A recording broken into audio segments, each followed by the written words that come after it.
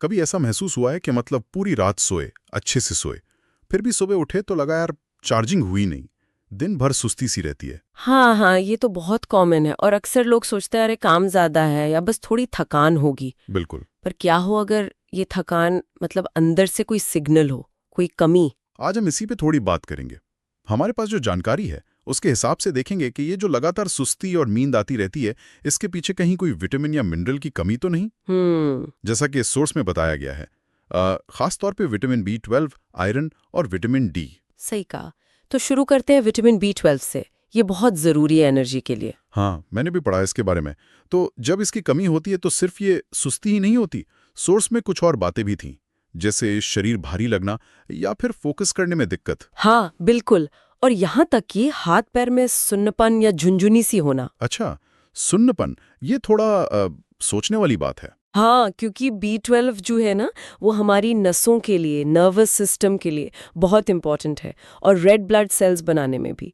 तो जब कमी होती है तो समझिए मेटाबॉलिज्म स्लो हो जाता है, शरीर ठीक से एनर्जी बना नहीं पाता ओके। और इसीलिए वो थका थका सा लगता है। और क्योंकि ये ज़्यादातर एनिमल प्रोडक्ट्स में होता है, अंडा, दूध, मछली, दही वगैरह, तो जो लोग वेजिटेरियन या वीगन हैं उन्हें थोड़ा ज़्यादा ध्यान देना पड़ता है। सप्लीमेंट्स भी एक रास्ता है, पर डॉक्टर से पूछकर। समझ गया। तो B12 हो गया शरीर का एनर्जी प्रोडक्शन देखने वाला। अच्छा, अब मान लीजिए एनर्जी बन भी रही है पर शरीर में पहुंच ही नहीं रही ठीक से, तब भी तो थकान होगी। शायद यहाँ आयरन का रोल आता है ना? एकदम सही पकड़ा।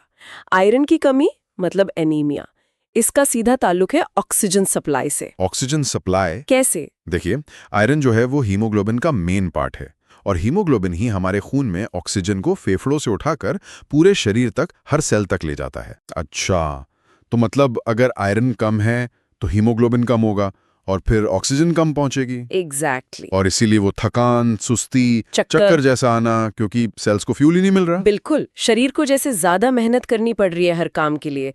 स्रोत में बताया गया है कि चुकंदर, अनार, गुड़, हरी पत्तेदार सब्जियां, ये सब अच्छे सोर्स हैं आयरन के।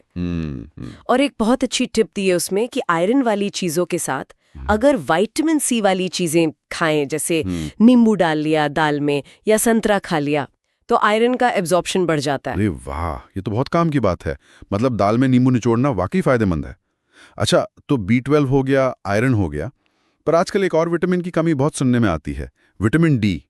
खासकर हम जैसे लोग जो ज्यादातर टाइम अंदर ही रहते हैं, इसका भी कोई कनेक्शन है थकान से? हाँ, और काफी गहरा कनेक्शन है। स्रोत तो इसे थकान और आलस का एक बड़ा कारण बता रहा है। विटामिन डी सिर्फ हड्डियों के लिए नहीं है। अच्छा। हाँ, ये मांसपेशियों की ताकत, हमारे इम्यून सिस्टम, यहाँ तक कि मूड पर भी असर डालता है।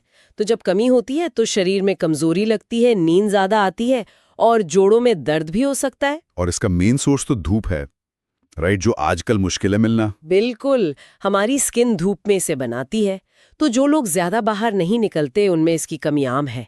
इसीलिए स्रोत कहता है कि भाई कोशिश करके हफ्ते में 3 बार कोई आधे घंटे के लिए धूप लें या फिर दूध, मशरूम जैसी चीजें खाएं और जरूरत हो तो डॉक्टर की सलाह से सप्लीमेंट लें। तो ये बात तो साफ है कि ये जो बार बार नींद आना या थके रहना है, ये सिर्फ इसलिए नहीं कि रात को नींद पूरी नहीं हुई, हो सकता है शरीर कुछ और कह रहा हो। निश्चित रूप से ये एक तरह का अलर्ट हो सकता है।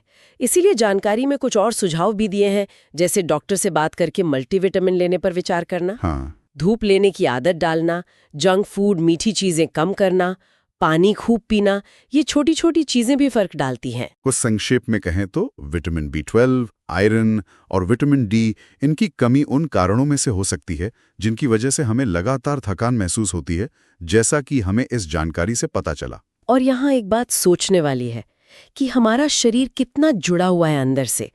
कैसे ये छोटे छोटे माइक्रो न्यूट्रिएंट्स, जिनके हमें शायद बहुत कम मात्रा में ज़रूरत होती है, वो हमारी एनर्जी लेवल्स, हमारे मूड, हमारी पूरी फीलिंग को कैसे कंट्रोल कर सकते हैं।